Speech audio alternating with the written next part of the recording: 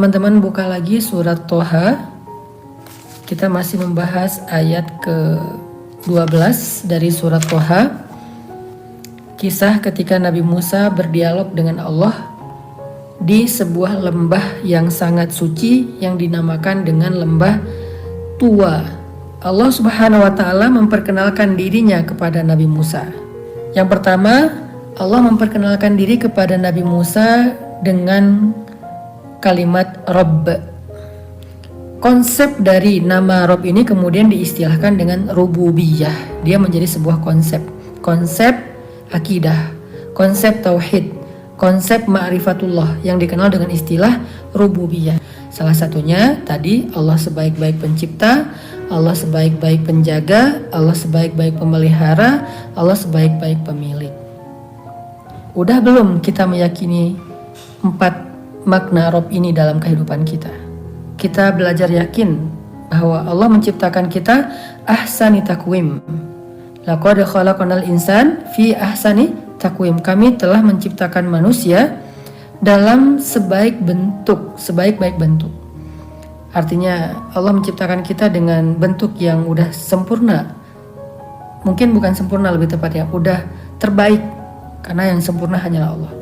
Allah menciptakan kita dengan bentuk yang terbaik, dengan komposisi yang terbaik, dengan ciptaan yang terbaik. Kemudian Allah sebagai sebaik-baik penjaga. Apa artinya?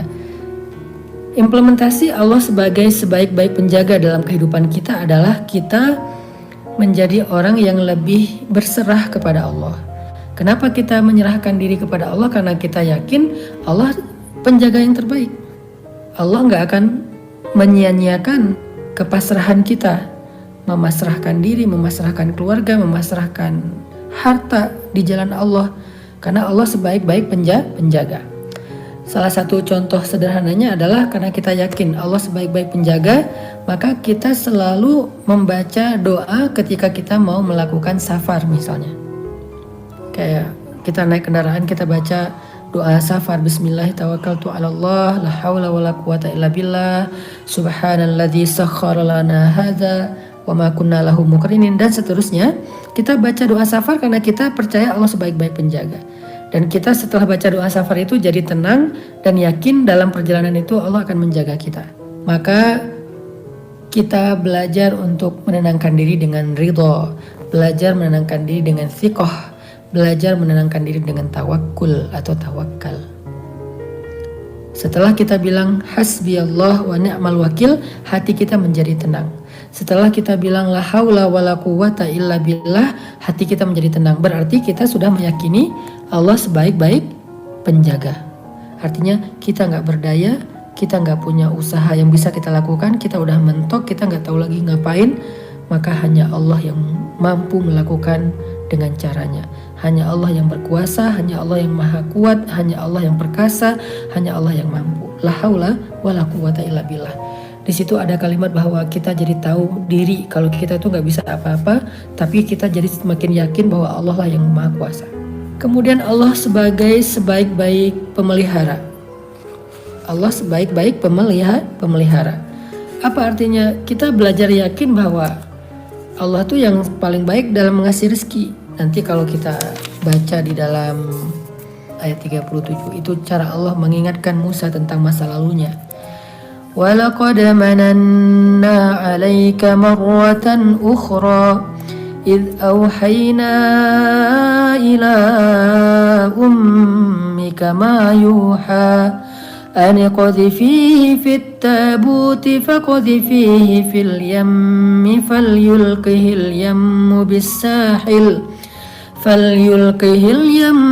بِالسَّاحِلِ يَأْخُذْهُ عَدُوٌّ لِّي وَعَدُوٌّ لَّهُ وَأَلْقَيْتُ عَلَيْكَ مَحَبَّةً مِّنِّي وَلِتُصْنَعَ عَلَىٰ عَيْنِي إِذْ تَمْشِي أُخْتُكَ فَتَقُولُ هَلْ أَدُلُّكُمْ عَلَىٰ مَن يَكْفُلُهُ فَرَجَعْنَاكَ إِلَىٰ أُمِّكَ كَيْ تَقَرَّ عَيْنُهَا وَلَا تَحْزَنَ وَقَتَلْتَ نَفْسًا فَنَجَّيْنَاكَ مِنَ الْغَمِّ وَفَتَنَّاكَ فُتُونًا فلبثت سنين في أهل مدين ثم جئت على قدري يا موسى.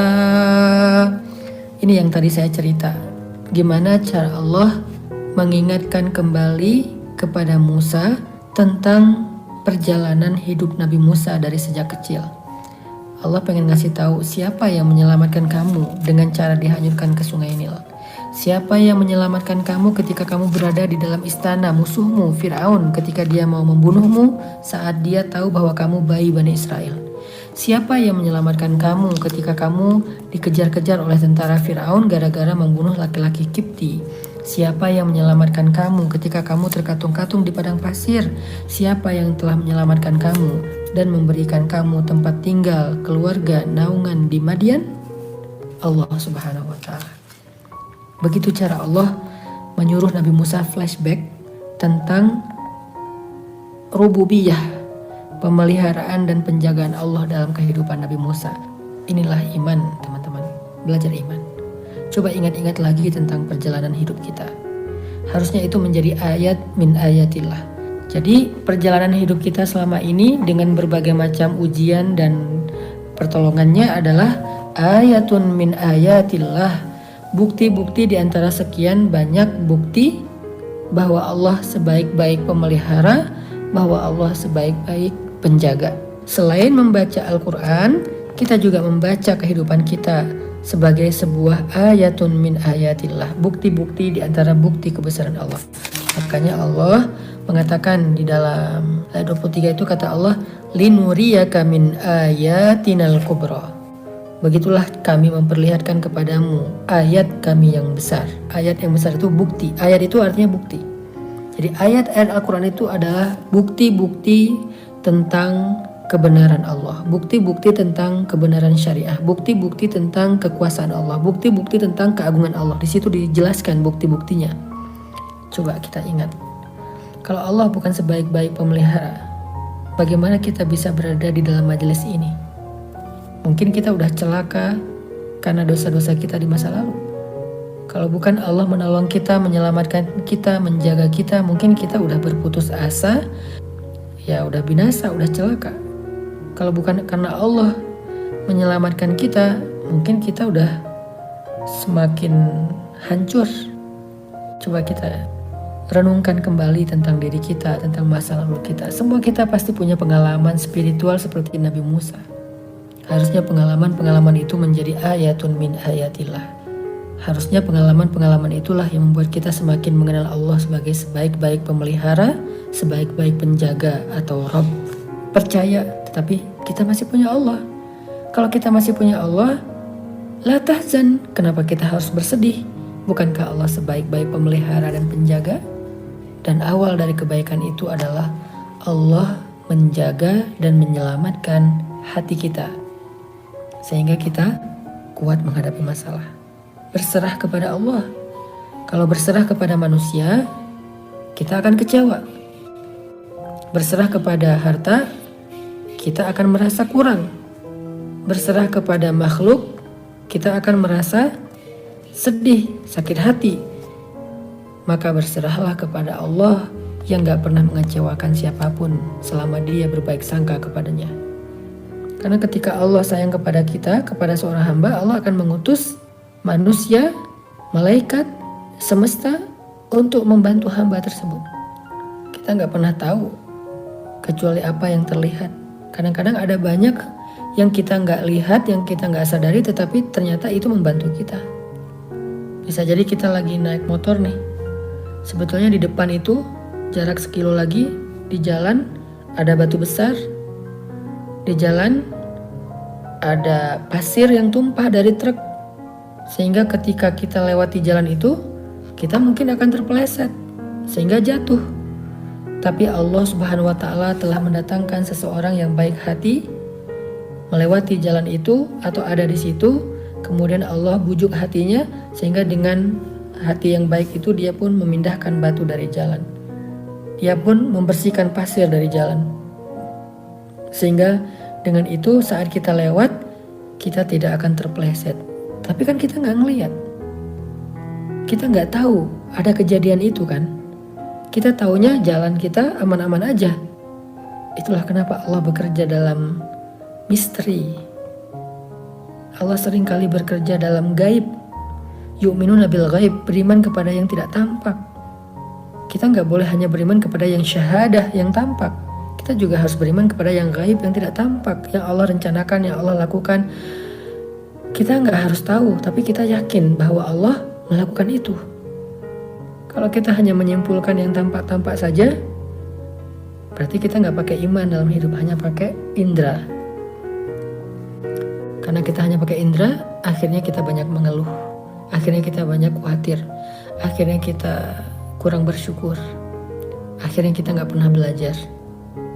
Akhirnya kita nggak tahu cara berpasrah dan berserah kepada Allah. Karena kita cuma pakai indera yang penglihatan. Kalau kita nggak ngelihat, kita nggak percaya. Padahal Allah bekerja dalam diam.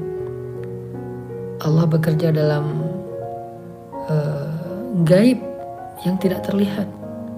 Allah mengutus orang-orang baik untuk menolong kita, menyelamatkan kita tanpa kita sadari.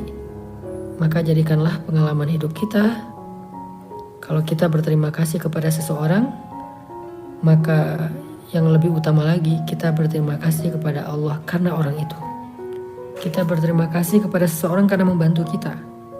Tetapi orang itu tidak akan membantu kita kecuali Allah yang membujuk hatinya untuk melakukan itu.